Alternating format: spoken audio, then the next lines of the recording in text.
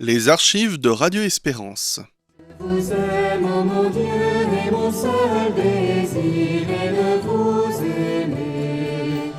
vous aimer jusqu'au dernier soupir de ma vie, jusqu'au dernier soupir de ma vie. Causerie avec un prêtre. Des émissions enregistrées au studio de Radio Espérance au sanctuaire de Ars.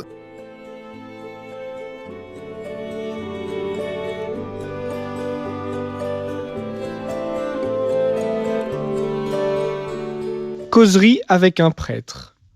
Nous passerons une heure ensemble en compagnie du Père Roland Varin. Nous ouvrons donc cette émission avec le Père Roland Varin. Bonsoir Père. Bonsoir Éloi. Mon Père, vous êtes prêtre de la Société Jean-Marie Vianney et vous êtes actuellement chapelain au sanctuaire d'Ars et professeur d'ecclésiologie au séminaire de la Société Jean-Marie Vianney. Donc ce soir, nous abordons le thème de la vertu de charité. Alors tout d'abord, Père, j'aimerais que vous nous fassiez une petite distinction entre la vertu de charité et faire la charité. Parce qu'on parle beaucoup de nos jours de faire la charité, des œuvres de charité, mais est-ce que c'est exactement ce dont on va parler ce soir ? Alors c'est très utile de faire cette distinction parce qu'effectivement, quand on entend ce mot charité, aussitôt on pense être gentil, donner une petite pièce à un pauvre. Alors c'est juste, c'est un acte de charité, mais la charité plus profondément est quelque chose de beaucoup plus grand, puisque c'est l'amour qui est en Dieu, l'amour qu'est Dieu lui-même. Quand on ouvre la Bible, la première lettre de Saint Jean, au chapitre 4, verset 8, Saint Jean nous dit « Dieu est amour », littéralement « Dieu est charité ». C'est un mot grec qui est le mot « agapé » qui a été traduit en latin « caritas » et qui en français donne « charité ». Donc la charité dont nous allons parler ce soir, c'est avant tout cet amour qui s'enracine en Dieu, l'amour qu'est Dieu lui-même et auquel nous sommes invités à participer. Très bien, alors dans l'intitulé de l'émission de ce soir, nous avons le mot « vertu », donc la vertu de charité. Est-ce que vous pouvez tout d'abord nous expliquer qu'est-ce qu'une vertu ? Voilà, alors une vertu, c'est ce qu'on appelle une disposition habituelle à faire le bien. On pourrait dire une vertu, c'est une bonne habitude. C'est le fait de faire quelque chose de bien de manière habituelle. Une vertu, c'est dans notre esprit, en tant qu'être humain, une disposition qui va nous aider à accomplir des actes bons et à donner le meilleur de nous-mêmes. La vertu, elle nous rend la pratique du bien aisée. Le catéchisme de l'Église catholique nous dit même que l'homme vertueux, c'est-à-dire qui met en œuvre les vertus dans son agir, est heureux de les pratiquer. La vertu est quelque chose qui donne de la joie. Alors, si je comprends bien, les vertus sont plutôt du côté des actes humains, c'est-à-dire quelque chose que nous allons faire par nous-mêmes. Voilà, c'est un peu un principe de l'agir humain, de l'agir bon. Une vertu humaine, c'est ce qui va régler mon action et qui va faire que mon action correspond à ce que je suis, un être humain fait pour le bien. Et donc, il y a d'abord des vertus humaines dans notre vie, des vertus qui sont humainement acquises, c'est-à-dire par éducation. On ne naît pas vertueux comme ça, mais on le devient à partir de potentialités qui sont en nous. Il y a une éducation, et plus je pratiquerai des actes de vertu, des actes de justice, des actes de prudence par exemple, plus j'aurai cette habitude de poser des actes de justice et de prudence. Mais effectivement, cet objet d'éducation, il faut du temps pour devenir vertueux. Très bien, mais alors, est-ce que justement, la charité qui est peut-être un peu plus que ça, elle fait partie de ces vertus qui sont humaines ? Alors justement, non. La charité, comme on a vu dans un premier sens, la charité, c'est l'amour qui est en Dieu, l'amour qu'est Dieu lui-même en lui-même depuis de toute éternité. C'est sûr qu'un acte de charité, ça ne va pas être un acte simplement humain. La charité, c'est ce qu'on appelle une vertu, donc ça va être une disposition en nous pour faire le bien, mais une vertu qu'on n'appelle plus humaine, mais une vertu théologale. Vertu théologale, dans théologale, on a le mot grec théos, qui veut dire Dieu, c'est-à-dire que c'est une vertu qui va nous faire toucher Dieu. Ou plus exactement, comme le catéchisme de l'Église catholique au numéro 1812 nous le dit, les vertus théologales sont des vertus qui adaptent les facultés de l'homme à la participation de la nature divine. Les facultés des vertus qui adaptent les facultés de l'homme à la participation de la nature divine. C'est-à-dire que c'est quelque chose que Dieu va nous donner pour nous permettre de vivre de sa propre vie. Si on prend une petite comparaison, quand nous naissons, enfin quand même dès que notre conception, nous recevons la nature humaine et nous allons devoir déployer tout au long de notre vie cette nature humaine avec tout ce qu'elle doit faire. Donc c'est le cas des vertus humaines. Eh bien c'est la même chose au baptême. Au baptême et à la confirmation, il y a une nouvelle naissance. Nous sommes élevés à participer à la vie de Dieu. Et cette vie de Dieu, elle doit être... Nous ne devons pas être passifs, nous devons entrer dans cette vie de Dieu, nous devons en vivre, et nous allons en vivre par des actes précis qui sont les actes des vertus théologales. Très bien. Donc, un petit peu en préparant cette émission, je me suis remémoré un texte de l'Écriture qui est très connu sur la charité, qui est tiré de la première épître aux Corinthiens. Alors, j'aimerais bien vous en lire une partie, puis que vous nous fassiez un petit commentaire pour nous expliquer un petit peu. Donc, de la première épître aux Corinthiens, au chapitre 13. « La charité est longanime, la charité est serviable. Elle n'est pas envieuse. La charité ne fanfaronne pas, ne se gonfle pas. Elle ne fait rien d'inconvenant, ne cherche pas son intérêt, ne s'irrite pas, ne tient pas compte du mal. Elle ne se réjouit pas de l'injustice, mais elle met sa joie dans la vérité. Elle excuse tout, croit tout, espère tout, supporte tout. » Alors de fait, c'est le texte central chez saint Paul que vous nous avez lu sur la charité, un texte très connu qui est souvent pris lors des mariages, par exemple, puisque dans la tradition liturgique, on ne parle pas de charité, mais effectivement d'amour. Et ça nous indique effectivement que c'est finalement cette charité, c'est l'amour de Dieu répandu dans nos cœurs et qui nous fait vivre selon les mœurs de Dieu, comme Dieu vit. Ce que vous avez lu, on peut tout à fait l'appliquer à Jésus. Jésus, qui était rempli de l'Esprit Saint, qui vivait de l'amour de Dieu, puisqu'il était Dieu lui-même, il recevait cet amour de son Père dans l'Esprit Saint, eh bien, on peut, tout ce que saint Paul dit de la charité, on peut l'appliquer à Jésus. Et le principe du chrétien, c'est d'être un autre Christ, d'être configuré à Jésus, de vivre de sa vie, et effectivement de vivre de cet amour. Donc, quelquefois, on peut se dire que c'est un beau programme, c'est très beau ce que dit saint Paul, mais c'est difficile à vivre, certes, mais avec la grâce de Dieu, si je me laisse configurer au Seigneur, eh bien, je peux entrer dans cette vie de la charité. Alors, il y a deux petits points là dans ce texte sur lesquels je me suis arrêté. Tout d'abord, la charité, elle met sa joie dans la vérité. Alors, je crois que le pape Benoît XVI avait beaucoup parlé de ça. Est-ce que vous pourriez nous expliquer un petit peu, justement, ce rapport entre la charité et la vérité ? Voilà, là, il n'y a de véritable, effectivement, charité qui ne s'enracine que sur la vérité. En Dieu, vérité et charité, c'est la même chose, puisque Dieu est absolument simple, absolument unique.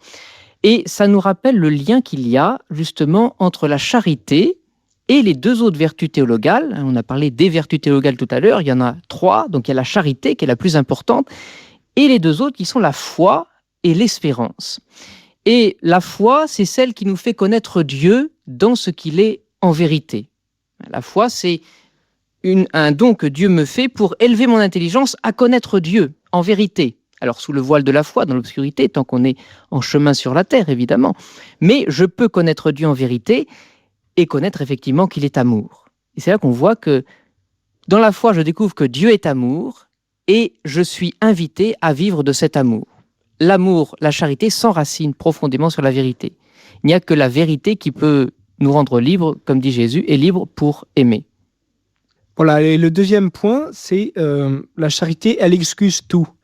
Alors, on peut se souvenir d'une phrase de Sainte Thérèse de l'Enfant Jésus, « Aime et fais ce que tu veux ». Alors, est-ce que vous pourriez nous expliquer un peu cette phrase, parce que il me semble qu'on peut la comprendre de manière soit très large et un peu incomplète. Donc, est-ce que vous pouvez nous expliquer un petit peu ? Oui, alors la charité excuse tout. Il faut bien comprendre cette phrase, mais le lien avec Sainte Thérèse reprenant Augustin, aime et fais ce que tu veux, est très intéressant, puisque la charité excuse tout, et ça rejoint ce que saint Paul dit quand il dit que la charité est longanime. Quelqu'un de longanime, c'est quelqu'un qui a une très grande grandeur d'âme et qui voit très loin. La charité, elle excuse tout parce que qu'est-ce qu'elle va voir dans la personne en face d'elle? Elle va pas d'abord voir l'acte mauvais qui a été posé ou le défaut ou je ne sais quoi. Elle va voir l'image de Dieu. Elle va rencontrer Dieu dans la personne. Et c'est pour ça qu'elle va tout excuser. C'est-à-dire que ce à quoi elle tend, c'est à aimer Dieu en cette personne et à faire que cette personne aime Dieu. Alors, aime et fais ce que tu veux. Effectivement, si j'ai cet amour de Dieu, je vais faire ce que je veux, mais ce que je veux au sens le plus profond, c'est-à-dire ce qui engage ma volonté. Je fais ce que je veux. Ce que je fais avec ma volonté, c'est ce que j'ai discerné avec mon intelligence, éclairé par la foi. Donc c'est un acte profondément libre, l'acte de la volonté. Et cette volonté sera, vivifiée de l'intérieur par la charité. Effectivement, si je me laisse aimer par le Seigneur et si j'aime en vérité, je peux faire ce que je veux parce que je serai éclairé par la lumière de l'amour.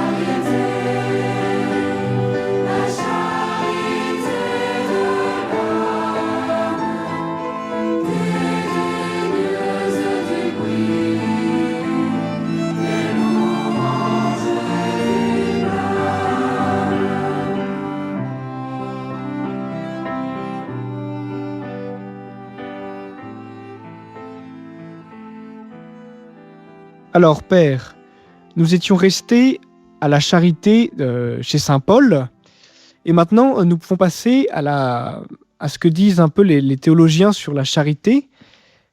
Tout d'abord, Saint Thomas nous parle de la charité comme d'un amour d'amitié. Mais est-ce que ce n'est pas un peu plus que cela? Est-ce que cette définition n'est pas un petit peu réductrice de ce qu'est la charité? Évidemment, quand on lit saint Thomas, quand il commence après la charité dans sa somme de théologie, il commence par dire que c'est une amitié.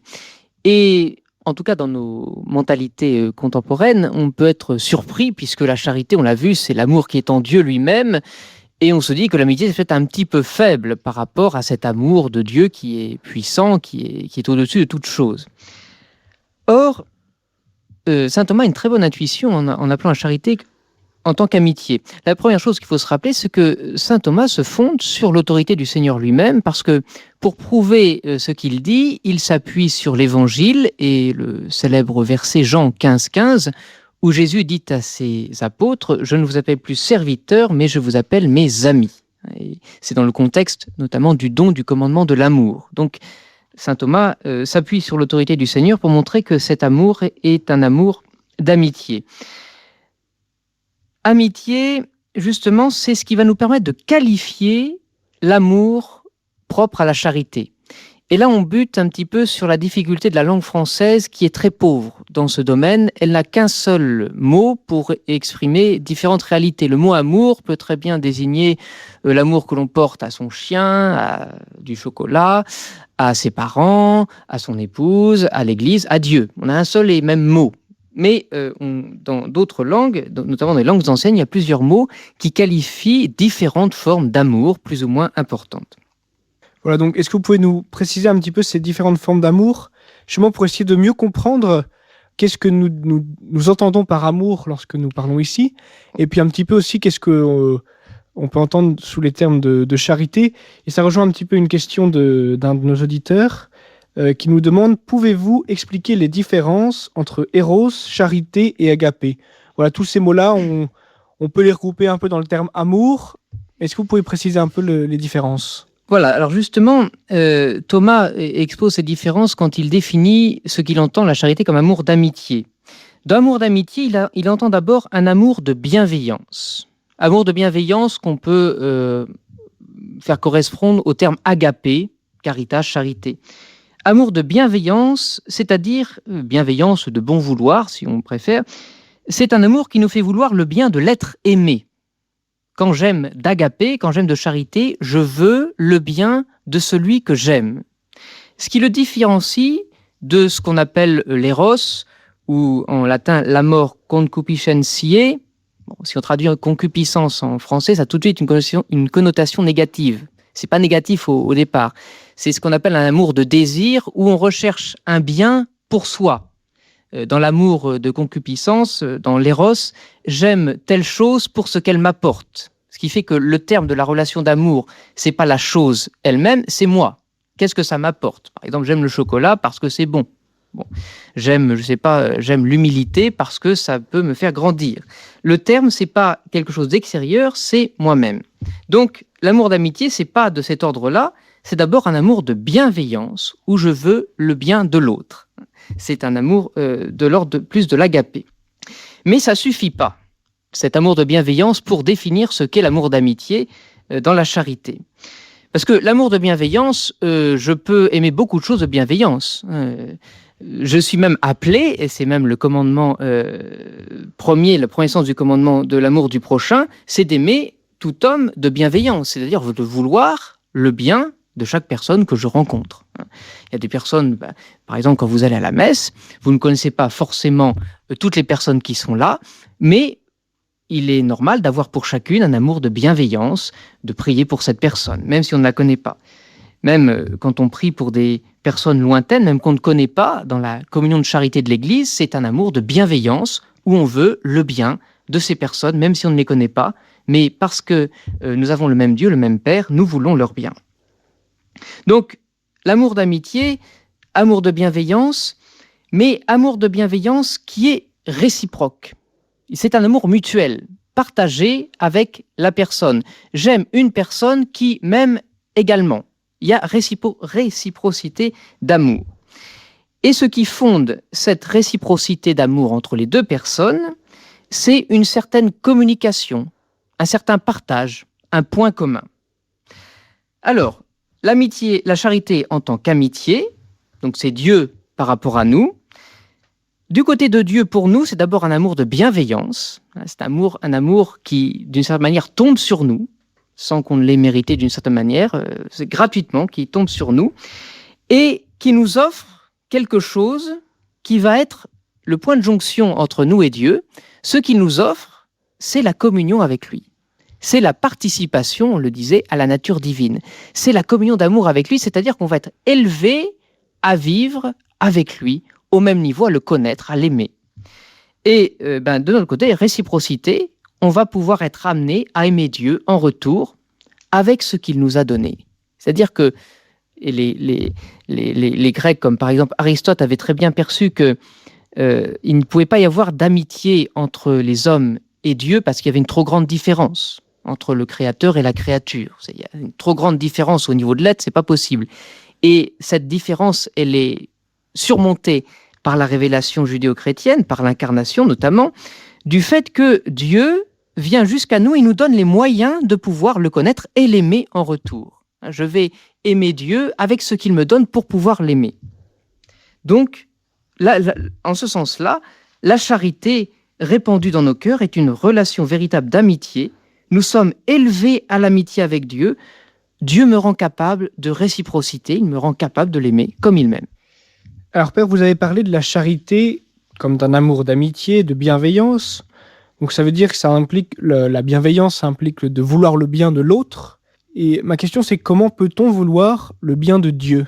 Alors, c'est une très bonne question parce que autant que Dieu soit bienveillant envers nous, on voit tout à fait ce que ça veut dire, que Dieu veuille notre bien, encore qu'il est toujours utile de nous le rappeler, que Dieu profondément veut notre bien. On ne le répétera, je pense, jamais assez. Mais effectivement, comme vous dites, amour réciproque, comment est-ce que moi je peux vouloir le bien de Dieu, puisque Dieu, par définition, il a tout. Il est infiniment heureux, il est béatitude en lui-même. Eh bien justement, c'est toute la place importante de la louange de Dieu. Dans cette relation d'amitié dans laquelle la charité m'établit, je vais vouloir le bien de Dieu, c'est-à-dire qu'il soit reconnu comme Dieu. Je vais me réjouir que Dieu est Dieu. Notez que à la messe le dimanche, quand on chante le gloire à Dieu au plus haut des cieux, il y a une phrase qui paraît assez curieuse au départ, et qui correspond justement à cette bienveillance que nous voulons avoir pour Dieu. Nous te rendons grâce pour ton immense gloire. Nous te rendons grâce pour ton immense gloire. Nous nous réjouissons, nous sommes dans la joie. Nous t'aimons pour ta gloire, Et pareil dans les demandes du Notre Père, les premières demandes, que ton nom soit sanctifié, que ton règne vienne. Nous voulons le bien de Dieu, c'est-à-dire que son nom, qu'il soit reconnu partout comme Dieu et comme Père, évidemment, et que son règne arrive. Voilà comment nous pouvons vouloir le bien de Dieu, mais c'est pas tout.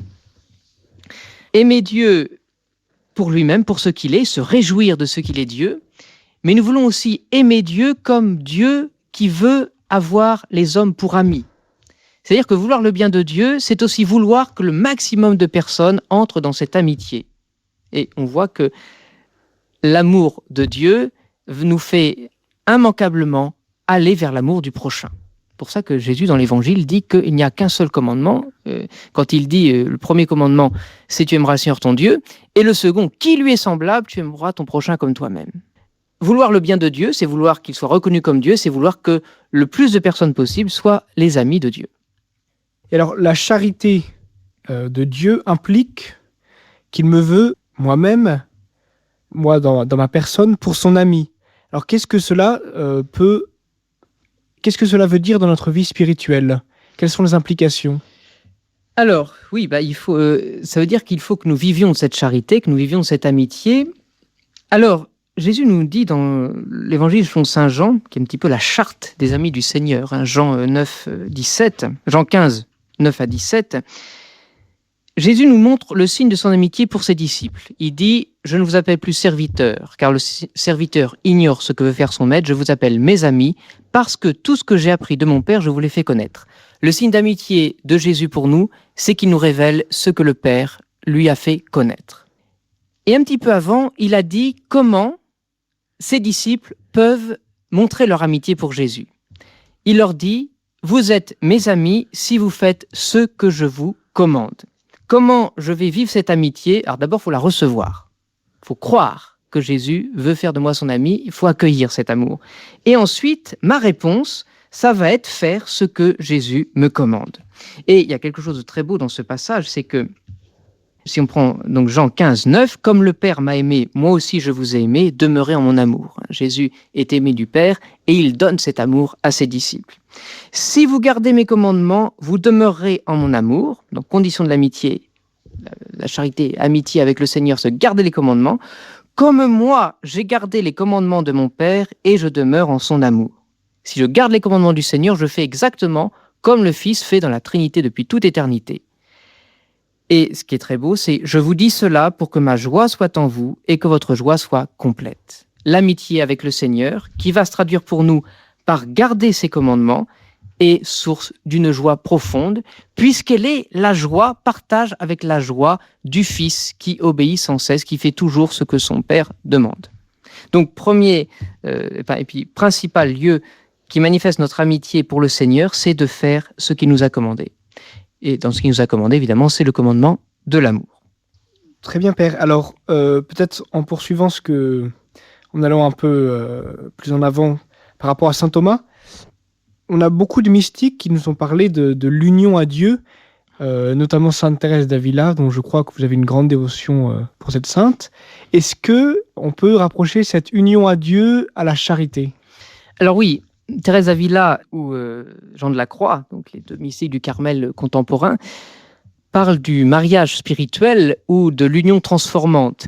C'est au fond la charité qui prend toute la place dans la personne. C'est-à-dire ce sont les saints qui ouvrent tellement leur cœur qu'ils ne font plus qu'un avec le Seigneur. Ils ont totalement renoncé à leur volonté propre pour ne faire plus qu'un avec la volonté du Seigneur. Ils ont laissé la charité prendre toute la place en eux. À tel point que c'est très beau. Ces grands mystiques n'hésitent pas à, d'une certaine manière, entre guillemets, commander au Seigneur. Et que le Seigneur n'hésite pas à faire la volonté de Thérèse d'Avila, au sens où elle est totalement imprégnée de sa charité. C'est un petit peu aussi ce qui se passe avec Thérèse de l'Enfant Jésus. Quand elle dit à la fin de sa vie « je ne meurs pas, j'entre dans la vie », c'est-à-dire qu'elle est tellement entrée dans la charité, elle a laissé tellement la charité envahir son être, que d'une certaine manière, son corps ne peut plus contenir cette présence de Dieu et ne peut pas rester, il faut qu'elle passe de l'autre côté. Effectivement, les mystiques sont des témoins de personnes qui laissent totalement la charité les envahir.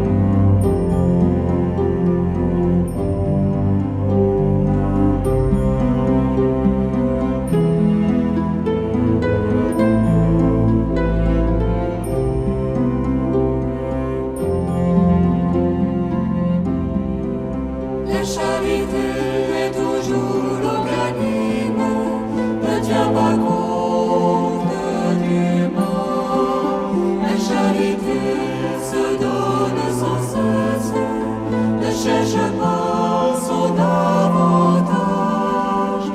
L'amour jamais ne passera, l'amour demeurera. L'amour seul, la charité jamais ne passera, car Dieu est amour. Un jour les langues vont se taire, les prophéties s'arrêteront. Devant Dieu le Seigneur notre Maître, seul amour restera. L'amour jamais ne passera, l'amour demeurera. L'amour seul, la charité jamais ne passera, car Dieu est amour. Donc Père, tout au début de l'émission, vous nous avez parlé de la charité qu'on reçoit au baptême. Est-ce que vous pourriez nous parler un peu justement de comment on reçoit la charité? On parle beaucoup de la foi qu'on reçoit au baptême, mais un peu moins de la charité.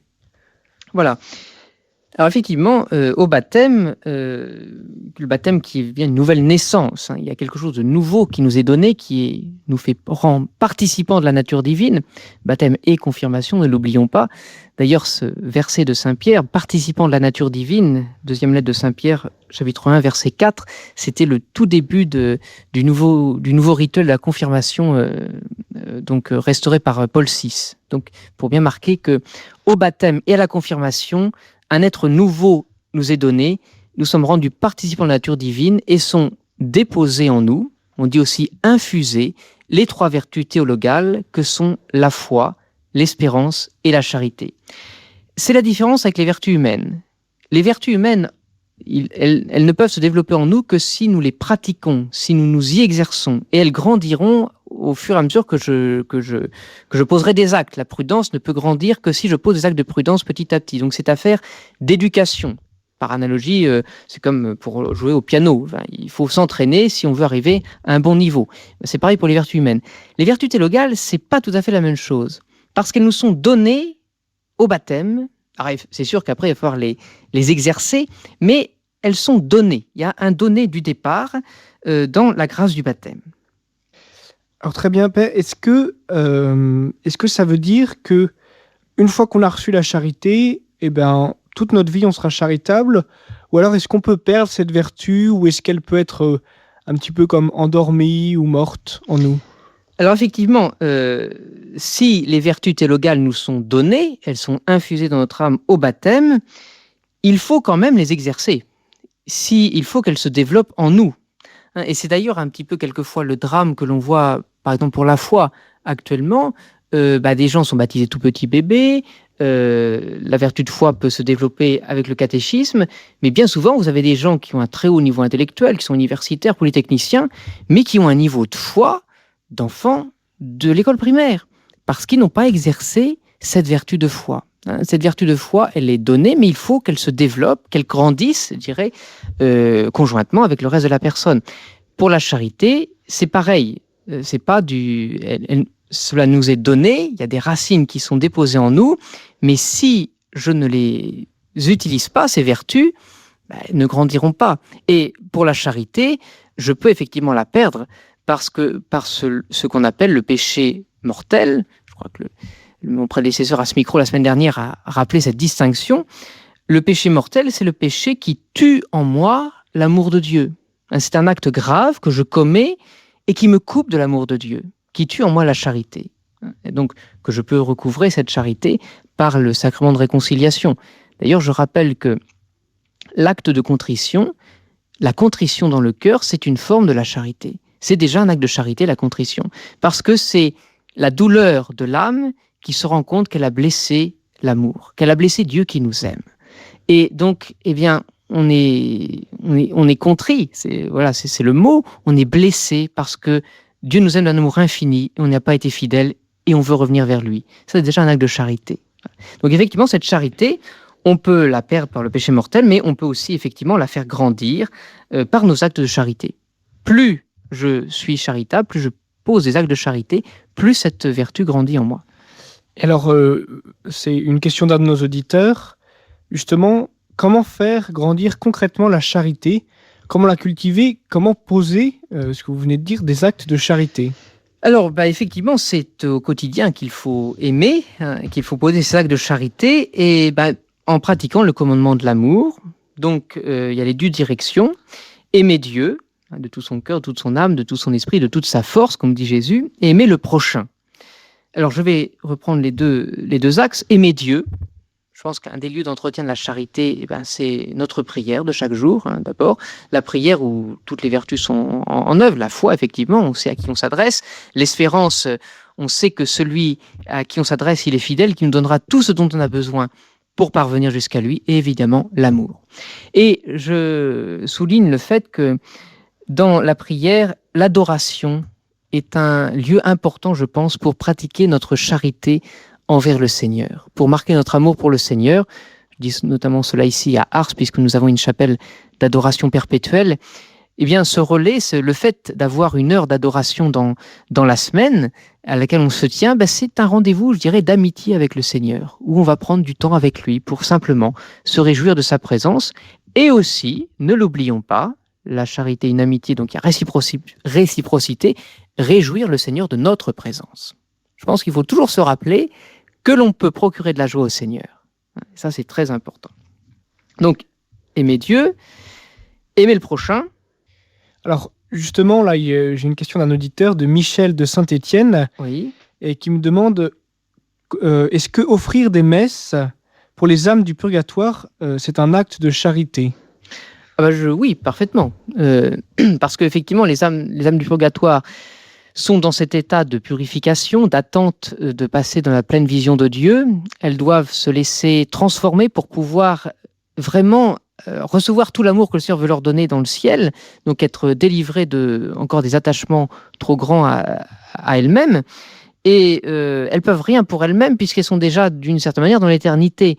Mais nous, on peut beaucoup pour elles. Et effectivement, c'est manifester notre charité, notre amour pour elles, que d'offrir des messes pour elles.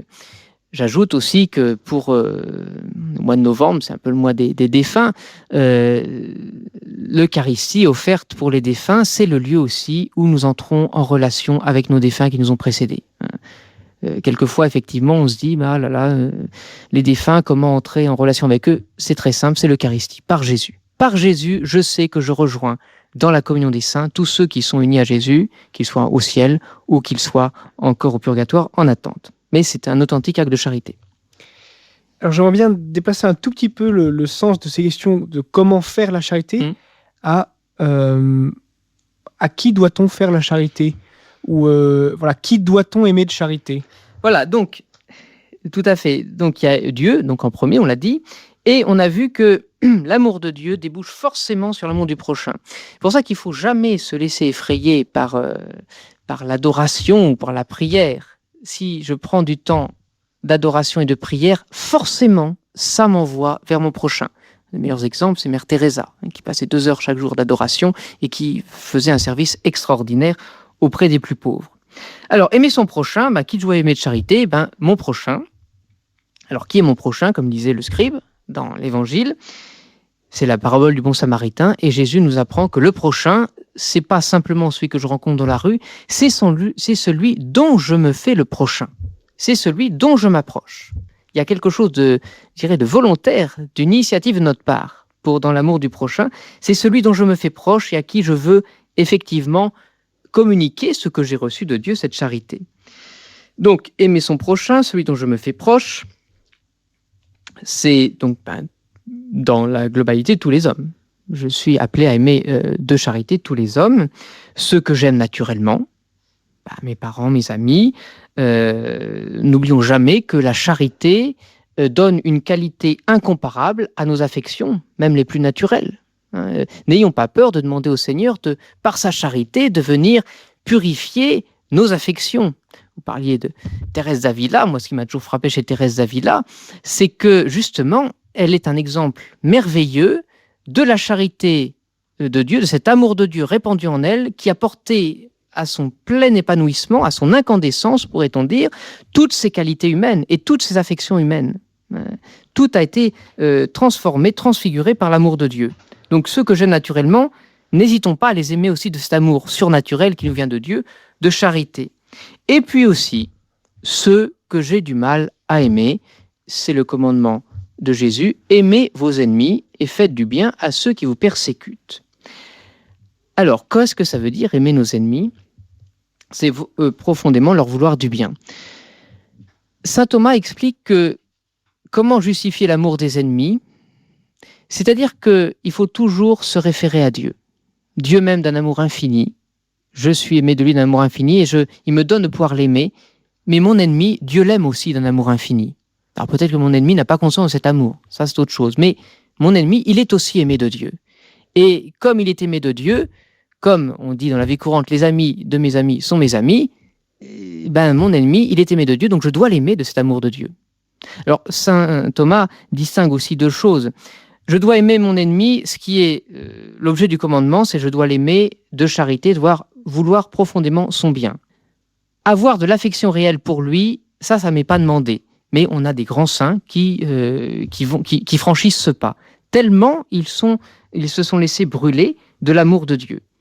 Prenons par exemple Saint Maximilien Kolbe, dans son camp de concentration, qui aimait authentiquement de charité, alors non seulement celui de qui il a pris la place et à la place de qui il a été tué, mais qui aimait aussi de charité les gardiens du camp, à tel point que les gardiens du camp ne pouvaient pas soutenir le regard de Maximilien Kolbe, tellement c'était un regard plein de charité. Le fait que ça passe par le regard nous dit qu'il y avait sans doute aussi quelque chose d'une affection de la part de Maximilien Kolbe vis-à-vis de ses bourreaux. Donc voilà, en fait, il faut aimer tout le monde de charité. Si je n'ai pas l'amour, je ne suis rien. Si je n'ai pas l'amour, je ne suis rien. Si je n'ai pas l'amour, je ne suis rien. Si je n'ai pas l'amour, je ne suis rien. Quand je parlerai toutes les langues, celles des hommes et celles des anges. Si je n'ai pas l'amour, je suis un métal qui résonne, qu'une cymbale retentissante. Si je n'ai pas l'amour, je ne suis rien. Si je n'ai pas l'amour, je ne suis rien. Si je n'ai pas l'amour, je ne suis rien. Si je n'ai pas l'amour, je ne suis rien. Si j'aurais le don de prophétie, la connaissance des mystères, quand j'aurais la foi et la foi la plus parfaite, c'est véritablement je l'aimerais bien. Quand je donnerai le bien aux pauvres, quand je livrerai mon corps aux flammes, si je n'ai pas l'amour, tout cela est en vain. Si je n'ai pas l'amour, je ne suis rien. Si je n'ai pas l'amour, je ne suis rien. Si je n'ai pas l'amour, je ne suis rien. Si je n'ai pas l'amour, je ne suis rien. Si je n'ai pas l'amour, je ne suis rien.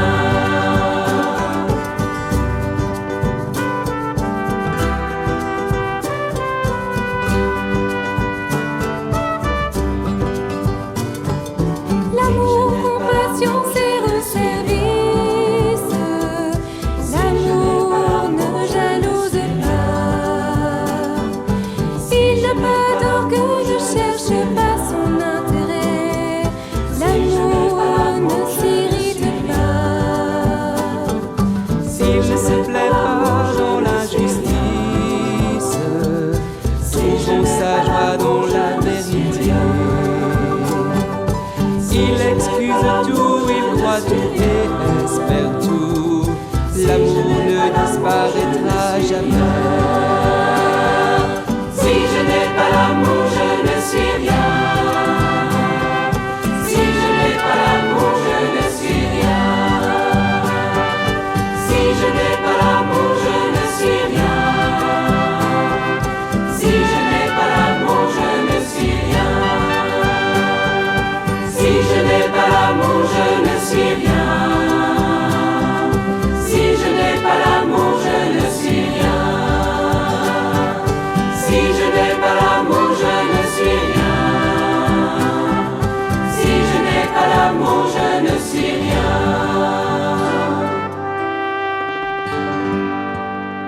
Voilà, Père, nous en étions restés sur cette vertu de charité.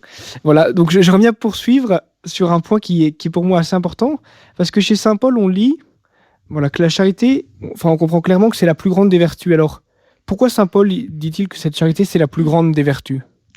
Alors, c'est la plus grande des vertus donc par rapport à la foi et à l'espérance, des 3 vertus théologales. Il y a plusieurs raisons à cela. Parce que la charité, elle est appelée à demeurer toujours. On a vu que la charité, c'est l'amour qu'est Dieu lui-même et qui nous est communiqué pour que nous puissions en vivre nous aussi. Et finalement, au ciel, nous vivrons de cette charité, totalement, pleinement. La foi et l'espérance, c'est ce qu'on appelle les vertus du chemin, du voyage, du pèlerinage sur cette terre. La foi et l'espérance, elles disparaîtront quand nous serons au ciel. Il n'y aura plus de foi puisque nous verrons Dieu face à face. Il n'y aura plus d'espérance puisque nous aurons atteint ce vers quoi nous tendions pendant notre vie terrestre. Donc ça, c'est la première raison. C'est qu'il y en a une qui demeure pour toujours. La deuxième raison, c'est que la foi et l'espérance nous font connaître quelque chose de Dieu, mais nous ne saisissons pas tout de Dieu. La foi nous fait connaître Dieu de manière certaine, mais je ne peux pas connaître totalement Dieu. Et la preuve, c'est que pour le dire, il faut que je dise plusieurs choses, il faut que je fasse plusieurs phrases. Je ne peux pas saisir Dieu comme ça d'un seul coup. Or, la charité, elle me fait toucher Dieu directement, dans son essence, dans son amour. C'est pour ça que c'est aussi la plus grande, parce que j'atteins Dieu directement par la charité. Alors nous avons une question d'un auditeur de Limoges qui, en citant le catéchisme, qui lui-même cite l'Épître aux Romains, nous demande d'expliquer la phrase « Cet amour, Dieu l'a répandu dans nos cœurs par l'Esprit qui nous est donné ». Oui, alors même on peut citer en entier, c'est Romains 5,5, l'espérance ne déçoit pas parce que la charité de Dieu a été répandue dans nos cœurs par le Saint-Esprit qui nous a été donné. Il y a un lien avec l'espérance, en lien avec la charité. Et alors, effectivement, c'est le Saint-Esprit, c'est la personne, on pourrait dire la personne charité. C'est l'amour en personne, le Saint-Esprit. Et le Saint-Esprit est répandu dans nos cœurs, évidemment, pendant les sacrements, notamment au baptême et à la confirmation. Et finalement, quand je vis de charité, c'est que je me laisse conduire par l'Esprit Saint. Je coopère en moi à l'action de l'Esprit Saint. C'est pas l'Esprit Saint qui fait tout. Il y a une collaboration. Je suis participant. Je suis pas une marionnette guidée par l'Esprit Saint, mais de l'intérieur, je suis agi de l'Esprit Saint et je coopère à cette action de l'Esprit Saint. Effectivement, il y a un très grand lien, effectivement, entre l'Esprit Saint et la charité.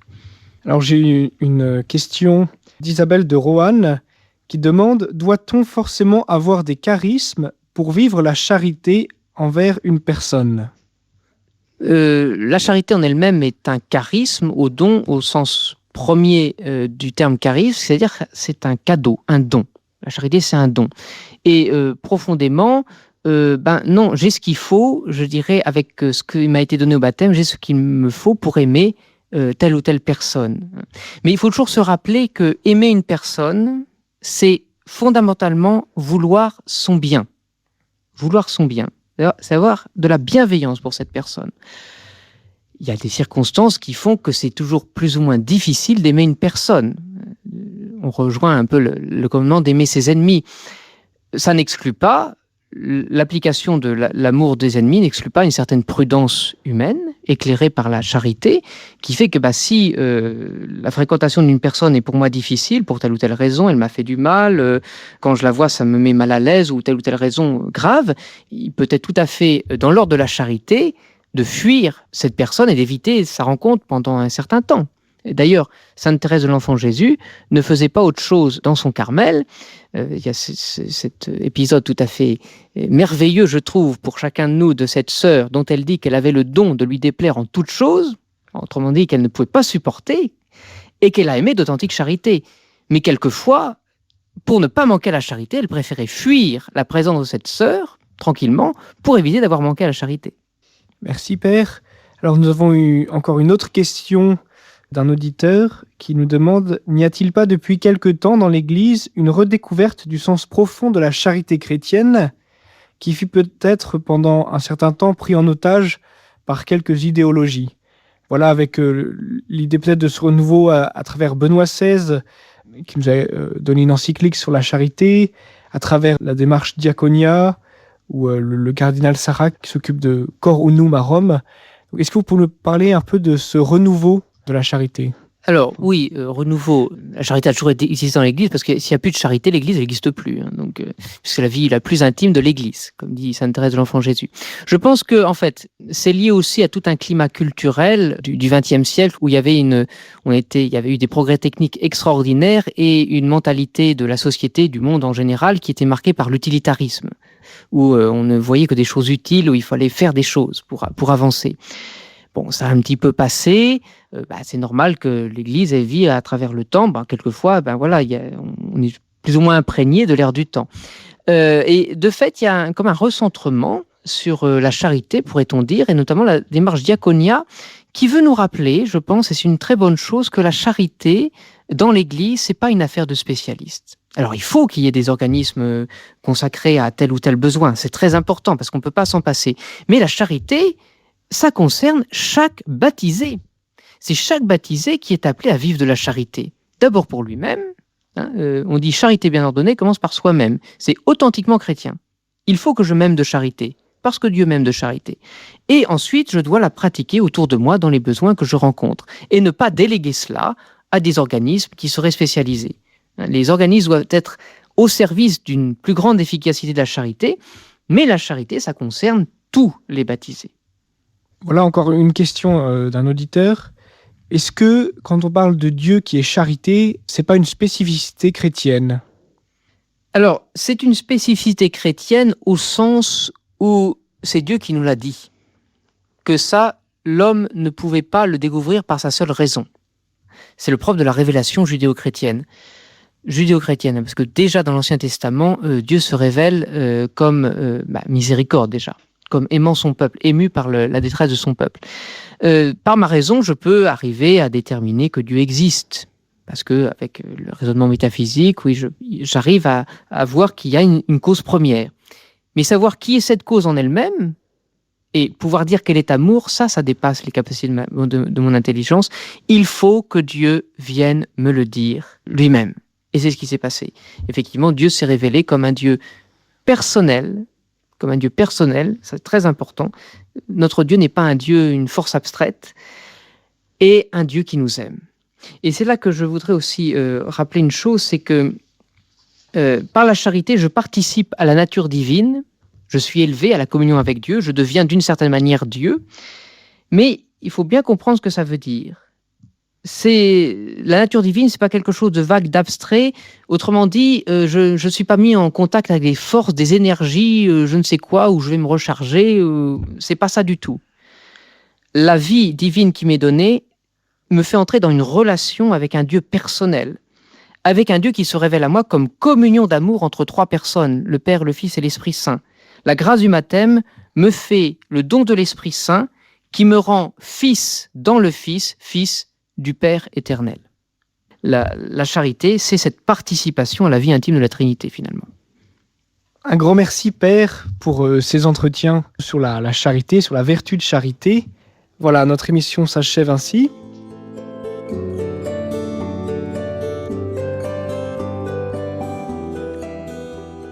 C'était les archives de Radio Espérance avec l'émission Causerie avec un prêtre.